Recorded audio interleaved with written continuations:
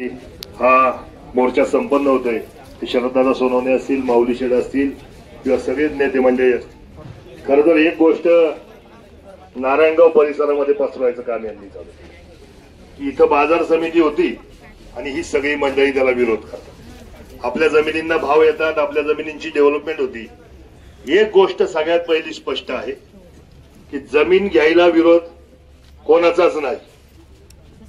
विरोध आहे ज्या भावानी जमीन घेतली त्या गोष्टीचा। निश्चित स्वरूपात हायवेच्या किंवा रस्त्याच्या कडेच्या जमिनींना भाव आहे, परंतु आतल्या जमिनींना गुंठ्यावर भाव होत नाही, तो एकरावरच होतोय। त्यामुळे पहिली गोष्ट आपल्या सगळ्या स्थानिक शेतकऱ्यांना ही आहे की हा विरोध फक्त आणि फक्त ज्या पद्धतीने ज्या जमिनीच्या भावामधल्या फरकाने आहे त्यांच्यासाठीच हा खरं तर मोर्चा आणि त्यांच्यासाठीच लढा आहे।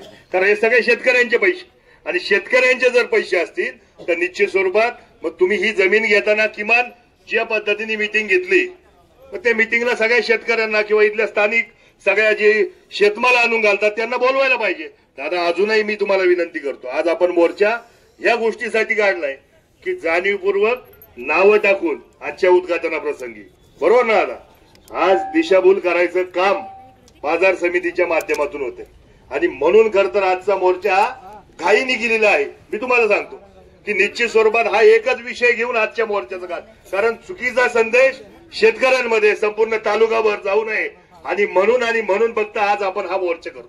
निश्चित स्वरूपात दादा विनंती तुम्हाला आहे की आपल्या याला आपण जशी त्यांनी सभा घेतली तशी सगळ्या शेतकऱ्यांना बोलून एक आपली वार्षिक मीटिंग या बाजार समितीच्या नेतृत्वाखाली, तुमच्या जे आपले बाजार समितीचे संचालक आहेत त्यांच्या नेतृत्वाखाली आपण घेतली पाहिजे आणि मग त्यावेळेस कळेल यांना की किती शेतकरी आहेत आणि किती शेतकरी तुमच्या विरोधात आहेत।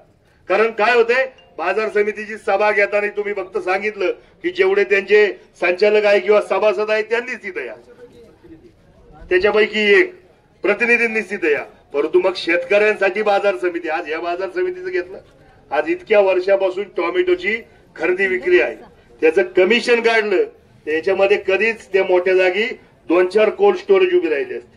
शेतकऱ्यांसाठी काही करायचं नाही, शेतकऱ्यांसाठी फक्त दाखवायचं की आम्ही हे रस्ते करतो, गाळे वाटतो, गाळे वाटतात त्याच्याच तर अडचण आहे सगळ्यात मोठी, बरोबर ना। कारण गाळे वाटले म्हणजे पैसे देऊनच गाळे वाटले जातात आणि त्या माध्यमातून खरं तर आजचा हा निषेध मोर्चा आपण सगळ्यांनी शॉर्ट नोटीसवर इथं आलेत।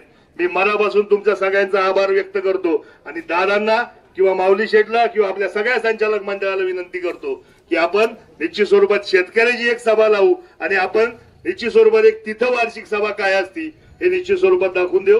पुन्हा एकदा या कारभाराचा निषेध आपण सगळ्यांच्या वतीने व्यक्त करतो, थांबतो। जय हिंद, जय महाराष्ट्र, जय शिवराय।